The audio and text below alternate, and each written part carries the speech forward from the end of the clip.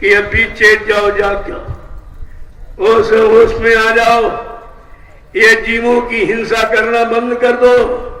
ये जीव तुम्हारे बनाए नहीं है, किसी विज्ञान इंसान ने कोई जीव नहीं बनाया, ये सब परमात्मा खुदा के बनाए हैं। जैसे तुम्हारा परिवार, तुम्हारी परिवार में बाल बच्चे हैं, तुम्हारी औरत है, माँ बाप भाई, अगर इनको कोई तंग करे, कोई मारे, काटे, सताए, अपमानित करे, तो आपका भाव क्या बनेगा? आपके अंदर क्या भाव उठेगा? आज ये परमात्मा खुदा की ये सब सृष्टि, ये सारे जीव जब तुम बना नहीं सकते तो मारने काटने का अधिकार किसने दे दिया? अगर ये बात समझ में आ जाती, प्रेमियों में दावे के साथ कहता हूं, अगर हिंदुस्तान की धार्मिक धरा पर, राम की कर्मभूमि धर्मभूमि पर अगर ये हिंसा और हत्या बंद कर दी जाए तो कोई प्राकृतिक प्रकोप नहीं होगा, कुदरत कोई तुम्हारे पर प्रहार नहीं करेगी। लेकिन नहीं मानोगे तो आगे और बड़ी बीमारियां। बाबा जी ने पहले ही कहा था, सन 80 में नई नई बीमारियां होंगी, एक की दवा 100 में न मिलेगी। तब लोग हंसते थे, कहते थे बाबा जी पागल हो गए। आज वो समय आ गया है, संतों के कथन सिद्ध हो रहे हैं, सत्य हो रहे हैं, फिर भी आप नहीं समझ पा रहे हो। जो जो उन्होंने कहा वही हो रहा। कहा होगी जन जन में क्रांति, हम तुम्हें दिखा देंगे, सब लोग लड़ेंगे, सब धर्म लड़ेंगे, राजा रैयत लड़ जाएगी, मंदिर मस्जिद लड़ जाएंगे, ऐसी स्थिति तुम्हारे सामने आके खड़ी हो जाएगी और तुम्हारे पास उस समस्या के समाधान का कोई उपाय नहीं होगा। ये संतों की वाणी है, इसीलिए आपको समझा दिया गया। कहीं संत वाणी धोखे में न रह जाना। संत वचन पलटत नहीं, पलट जात ब्रह्मांड। चाहे ब्रह्म अपनी ब्रह्मांड की रचना में तब्दीली बदलाव क्यों न कर दे, लेकिन संत जो कहेंगे वो करके दिखाएंगे। बाबा जी ने क्या कहा था, ये सूरज जो पूरब में निकलता है, चाहे पश्चिम में निकलने लगे, इसको भी तुम मान लेना। ये जमीन आसमान की जगह ले ले, आसमान जमीन की जगह पर आ जाए, तुम इसको भी मान लेना। लेकिन बच्चा, जो मैं मंच पर बैठकर बोल दूंगा वो इधर उधर होने वाला नहीं है। ये सब आपके सामने आ रहा, धीरे धीरे देखते जाइए, लिख लीजिए और फिर उस पर निशान लगाते चलो कि क्या क्या हो रहा, क्या क्या, तो आपको पता चलेगा जो संतों ने कहा वही हो। क्यों? संत त्रिकालदर्शी होते हैं, भूत भविष्य वर्तमान के जानकार। उनकी आत्मा की दिव्य कान नाक खुला होता है। वो अपनी जगह से बैठकर सारे ब्रह्मांडों को, सारे लोगों को, सारे मंडलों को देखते हैं और पृथ्वी पर जहां तक धरती है ये सब देखते हैं। उस आंख में इतनी शक्ति होती है। और आप समझते महात्मा कुछ नहीं जानते, वो तो जो जानते तुम वो समझ ही नहीं सकते, तुम्हारी बुद्धि के परे।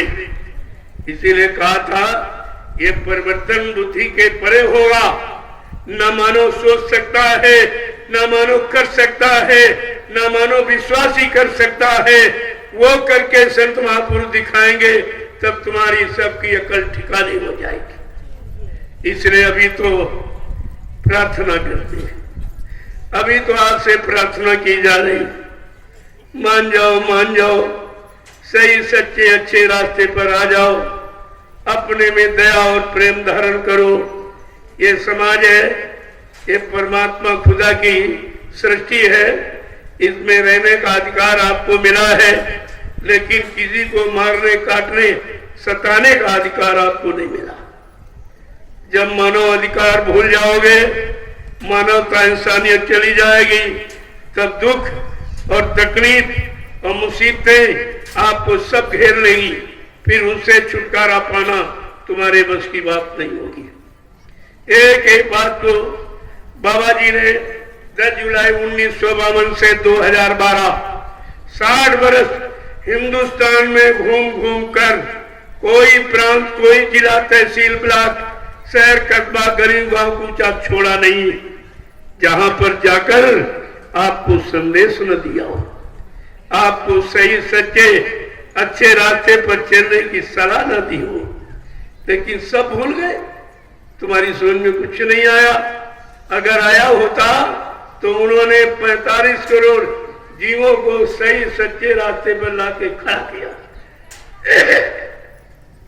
कितने लाख लोगों ने शराब छोड़ दी, कितने लाख लोगों ने मुर्गा मीट खाना, ये चोरी डकैती कत्ल सब बंद कर दिया। क्या आप एक आदमी को ठीक कर सकते हो? तुम्हारे में अगर कोई गंदी आदत बीड़ी सिगरेट पीने की बन जाए, तुम उसको नहीं छोड़ सकते, वो तुम्हारे बस की नहीं है। तो समाज और देश को बनाना और जगाना चिताना ये इंसान की बस की बात नहीं रही। इसीलिए ये काम कौन करेगा? जय गुरुदेव नाम करेगा। जय गुरुदेव नाम किसका? उस प्रभु का, उस मालिक का, वे सर्वेश्वर अनामी का है। ये तो जानकारी आपको रखनी चाहिए। ये नाम किसी आदमी इंसान का नहीं है, ये नाम कोई बाबा जी का नहीं है। बाबा जी का नाम तो सभी लोग जानते हो, जिन्होंने रामचरितमानस लिखा, वो नाम बाबा जी का। जो माँ बाप रख देते ये, वैसे नाम कुछ नहीं। अनामी का कोई नाम नहीं, जो नाम रख दो या जो नाम बता दे वो उसी नाम से खुश हो जाते हैं, तुम्हारा काम कर देते हैं, ये वैसे उनका कोई नाम नहीं। जब वो मानव शरीर धारण करते हैं तो किसी न किसी परिवार में तो आते ही हैं, कोई न कोई जात पात में तो पैदा हो जाते हैं, लेकिन उनकी यहाँ कोई जाति नहीं होती। वो संपूर्ण सृष्टि को मानव जात समझते। एक ही मानव जाति है, दूसरी कोई जाति नहीं। इस मानव जाति के नाते हमारा सबका मानव ही धर्म है, और मानव जाति में एक ही जीवात्मा है, इन जीवात्माओं का एक ही मालिक है। ये दुविधा आपने पैदा की, ये द्वंद्व और झगड़ा आपने पैदा किया। परमात्मा खुदा ने न कोई जात बनाई, न कोई मजहब धर्म बनाया, न कोई फिरका बनाया, ये काम उसने नहीं किया। उसने सिर्फ एक मानव इंसानी